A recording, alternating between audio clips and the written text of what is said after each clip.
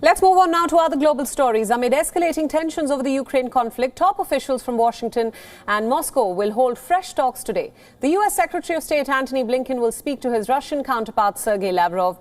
Talks between the two sides come after a heated face-off at the UNSC. On Monday, Moscow had sent a letter to Washington on its views about America's response to Russia's security demands. So far, no information on the contents of Moscow's response have been divulged. The call will be the first time that Lavrov and Blinken will speak directly since the US and NATO handed over their response to Russia's demands last week. Both rejected Moscow's demands for a guarantee that Ukraine will not join NATO. US President Joe Biden on Monday earlier said that the US is ready for any scenario given the ongoing build-up of Russian troops at the border. He also said that Russia will face severe and swift consequences if it invades Ukraine. I had a productive talk last week with President Zelensky, and we continue to engage in non-stop diplomacy and to de-escalate tensions and attempt like the devil to improve security for our allies and partners and for all of Europe, for that matter. And today in the United Nations, we've laid out the full nature of Russia's threat to Ukraine's sovereignty and the territorial integrity of Ukraine, as well as the core tenets of a rule-based international order. And we continue to urge diplomacy as the best way forward. But with Russia's continuing its buildup of its forces around Ukraine, we are ready no matter what happens. The West claims that Russia continues to add to the 100,000 troops and a wide range of war-making equipment already in place on Ukraine's borders, including inside Moscow's ally, Belarus. US officials say that Moscow is set to invade Ukraine. Meanwhile, taking diplomatic efforts to solve the crisis, UK Prime Minister Boris Johnson will visit Kiev today to hold talks with the Ukrainian President Volodymyr Zelensky. Johnson and Zelensky will discuss the ongoing Russian hostile activity, covering full range of strategic UK support to Ukraine. In a statement, Johnson said that it is the right of every Ukrainian to determine how they are governed. He also said that as a friend and democratic partner, the UK will continue to uphold Ukraine's sovereignty in the face of those who seek to destroy it. Earlier, both Washington and London stepped up efforts to build pressure on Moscow. The US and Britain are preparing new devastating sanctions against people linked to the Kremlin. American senators say that they are almost done with finalizing the deal, which will probably be put forward in the coming days.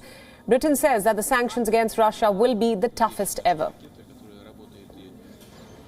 This will be the toughest sanction regime against Russia we have ever had, and it is the most radical departure in approach since leaving the European Union. Those in and around the Kremlin will have nowhere to hide. We will make sure that those who share responsibility for the Kremlin's aggressive and destabilising action will share in bearing a heavy cost. Their assets in the UK will be frozen. No UK business or individual would be able to transact with them, and should they seek to enter the UK, they would be turned back. Responding to the threat of penalties, the Russian embassy in Washington has said that Moscow will not back down in the face of US sanctions threats. And for more on this, our correspondent Susan Teherani has sent us this next report from New York. Take a look.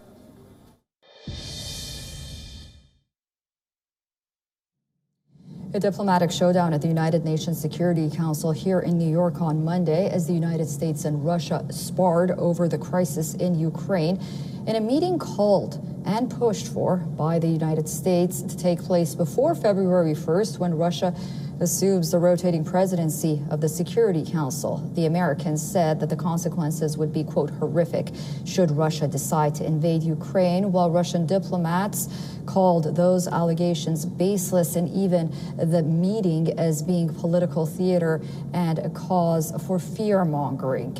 While it's unclear whether any real action would be taken by the Security Council, considering the fact that Russia does enjoy veto-wielding power and has the support of other states that enjoy the same, like China, still, after weeks of closed-door negotiations, Monday's open, public forum provided the opportunity for both sides to make their case publicly and perhaps garner the support of some countries who had abstained from taking sides up until now. And even hear some words of advice like work out their issues and not cause problems for others. That was the advice of the Kenyan ambassador to the UN when he entered the conversation.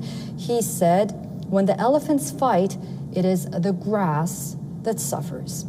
Susan Tehrani reporting from New York for WION World is One.